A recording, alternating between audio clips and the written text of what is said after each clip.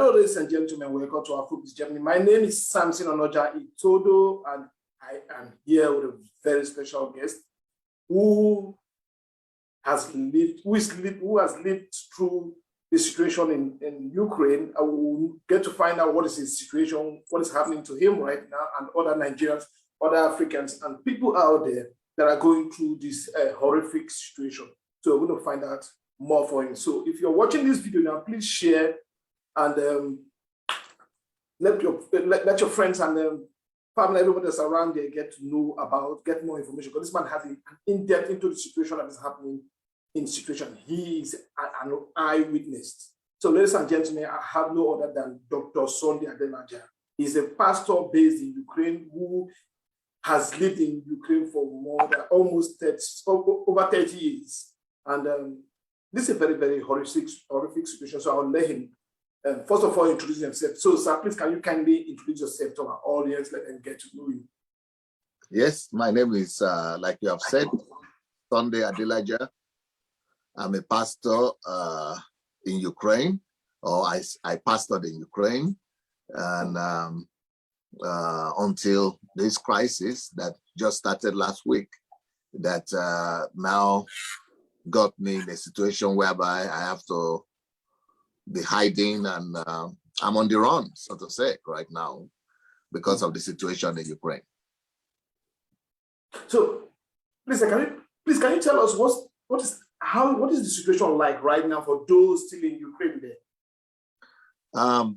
For those still in Ukraine, either you are a Ukrainian foreigner or a Black, most of them are hiding in bunkers or in underground buildings, or even underground train stations or metros, we call them.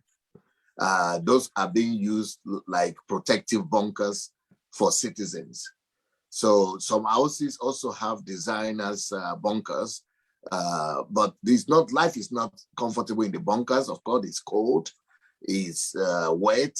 It could be, it's not life at home. So there might not be food there, there might not be drinks there, there might not be amenities. Sometimes it will be dark. So, but it's better for them to be there than to be in the house that could collapse on them at any time. So, are you still getting information from Ukraine? Do you get feed of information? Do you still interact with somebody in Ukraine to tell you how the situation of things with those that you left? Do you have a link? Oh, yes. I'm linked. I have connection with Ukraine each time, not all the time, unfortunately, that I have internet connection. But for some, I think people in Ukraine even have better internet connection than people of some of us who are on the move. So I'm constantly in touch with my house, with the situation there, with my street, with the city, with the church, with people from all over the country. Yes. And when did you finally come to that conclusion that, okay, I need to move? Now, what did you see that make you decide now this is the time to move? We have different people in our church, a lot of different people that, because I was trying to stay back, even my wife, both of us stayed back. But we first of all got information from the American government that they had a list of people to be eliminated or to be destroyed, something like that, after they take over the capital. And so some people who are highly placed in our country, in Ukraine there, who are Ukrainian and also believers, got in touch with me and said, I'm on that list because of the influence and because of what God has used us to do in that country. So that leave now, because tomorrow will be too late. And so that's why we have to take the decision instantly and have to leave, flee for our lives. So you said your name was on the list. Why particularly has Putin paid so much attention to you? Why are you a target? Oh, yeah. We have been a target. We have been in conflict with Vladimir Putin earlier on since 2005, because most people are only seeing is negative side now. But some like me have not just seen it for over 20 years now, for almost 20 years, but I've also experienced it. So our church is a very dominant force in that part of the world, not just in Ukraine, but in Russia and all the former Soviet Union. So when our churches in Russia itself went over 100 churches, I began to have problems. They began to question our pastors, call them to the KGB, began to suppress them and say that they are carrying Western ideology. And then I used to go to Russia to visit our churches and to conduct conferences and trainings for them. So one day I was invited by the Russian national television, and but when I got to the border, I was detained. And then they gave me a deportation letter that I've been declared by the government of Russia as a dangerous person to the Russian Federation, and from now on, I am a persona non grata. And so we went to court. We thought we were dealing with a democratic society. So I got some lawyers in Russia itself. They went to court, and when we went to court, I was not there because I couldn't be allowed into the country. The KGB people just came into the court one day and took the papers from the judge, and the judge couldn't do anything, and the judge just dismissed the case. And they said he is not allowed to enter to this country because it's a national security question. So since then, we have been at loggerheads with the government of Vladimir Putin. Not just myself, but our churches over there have gone through a lot of oppressions and a lot of difficulties. So even some of the questions, problems I was having in Ukraine, I began to have problems after that incident. I began to have problems in Ukraine.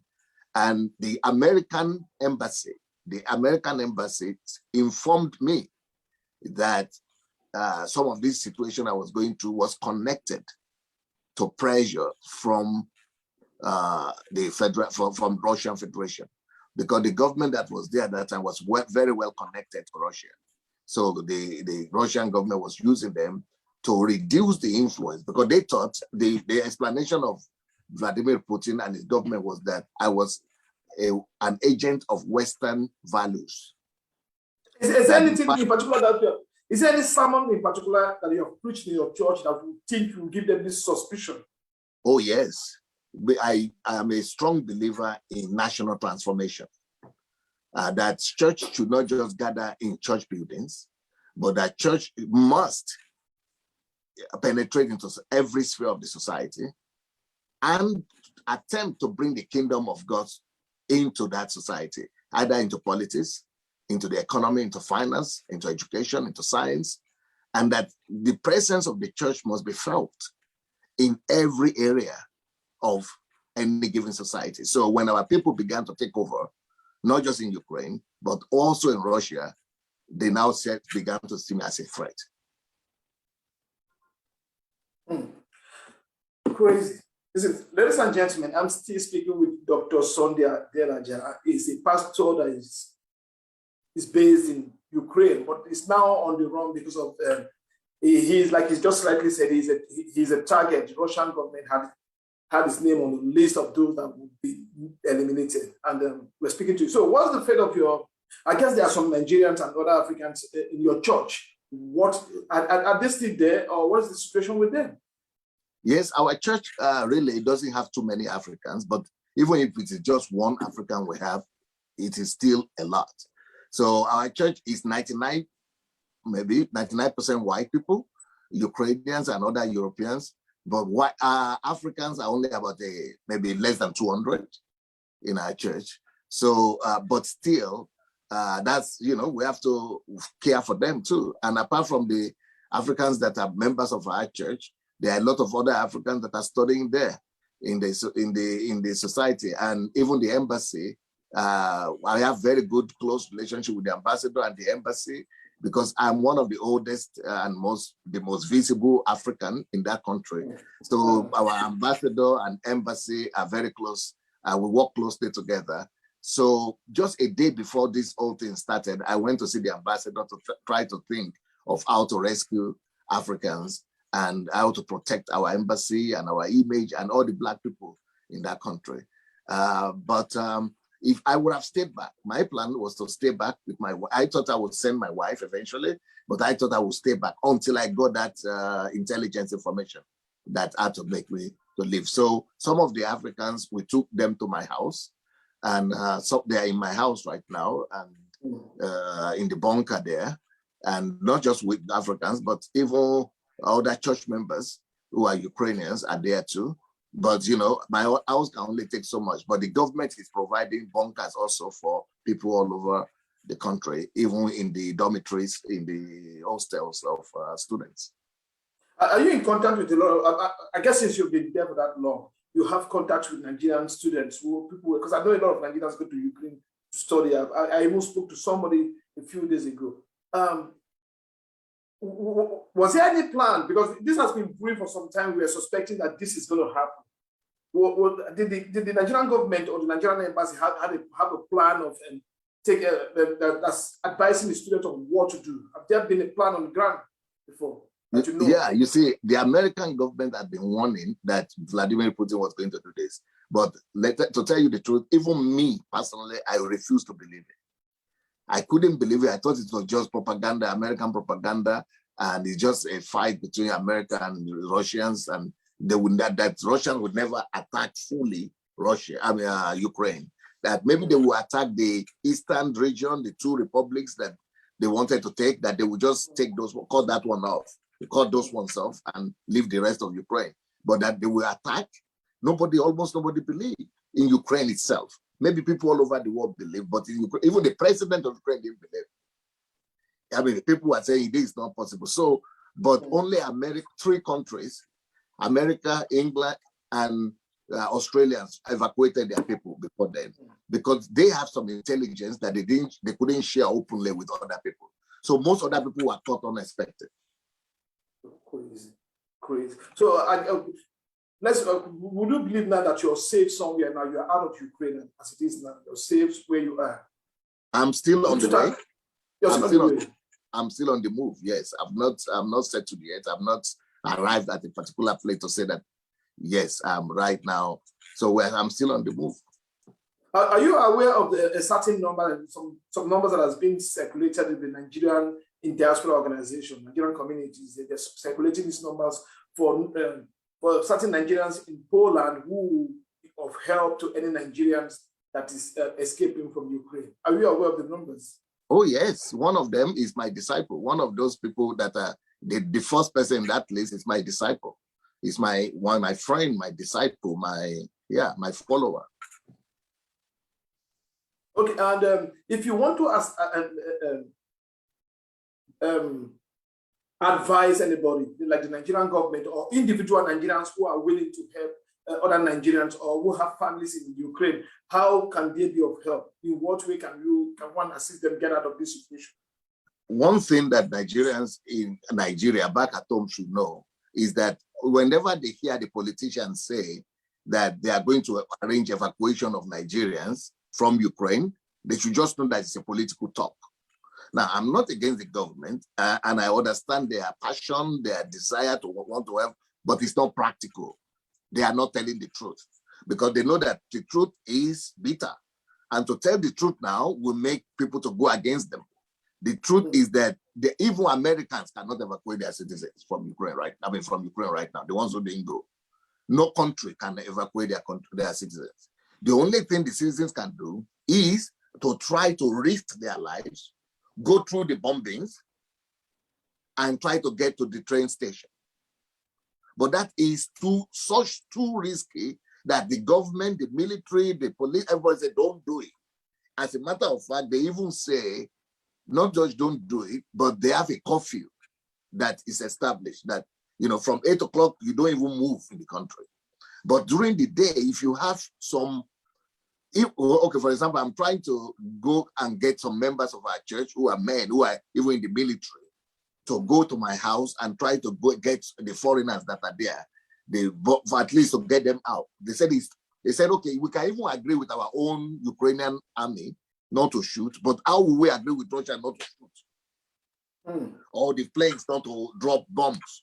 Who will take the responsibility on themselves that I'm taking these people out at my own risk, and if anything happens to all of them, who will we ask?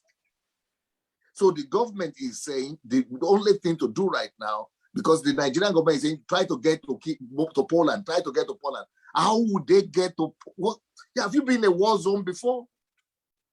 How will you get to Poland? So the most secure advice right now is those ones who are not near the border, because if you create a big people, some people live near the border. Those ones, yes, can escape. But the ones who are living in the other parts, like in the capital where the war is going on, should go and hide themselves where the government recommends. Because even the public transport is not working. And we are talking about 20 kilometers, 15 kilometers to get to the place, or 10 kilometers to get to the something. So how will you get there when a war situation?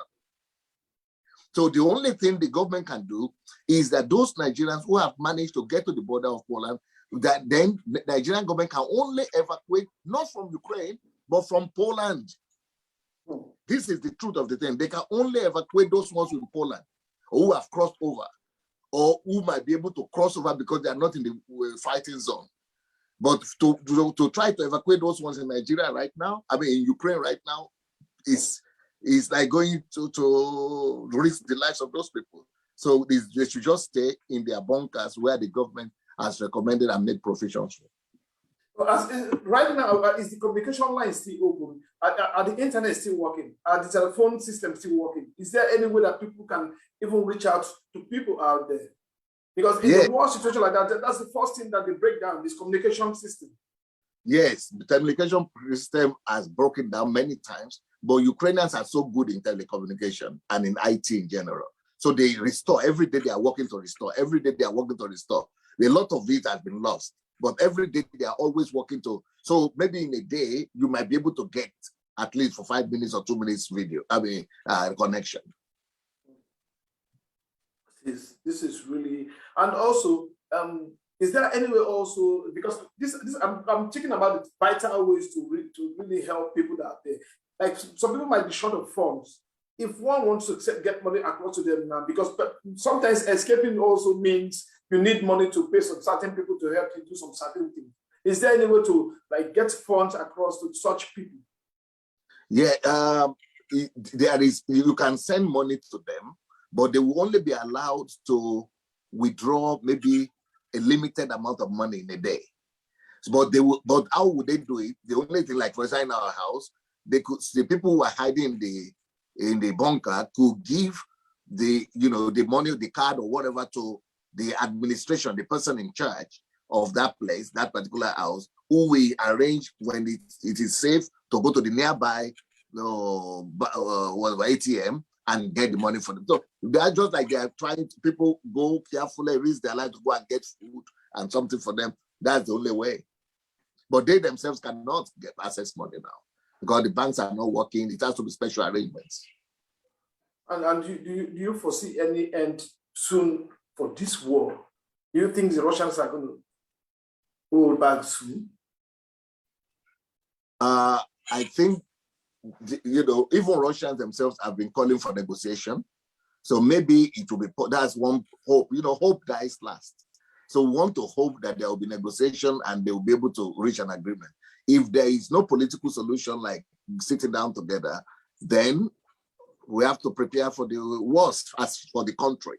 That is, they might come and take over the country and overthrow the government, but their intention is not to harm ordinary people. So, like for parents of Nigerians that are there, they shouldn't think that they will target the children, the students. But this is a war situation. You cannot determine where the bombs are going to land. That's the strong. It's not about targeting somebody, but the families are going to be worried because if you drop the bomb somewhere, the impact might be wider than you expect it to be. So, what's your plan from here, sir?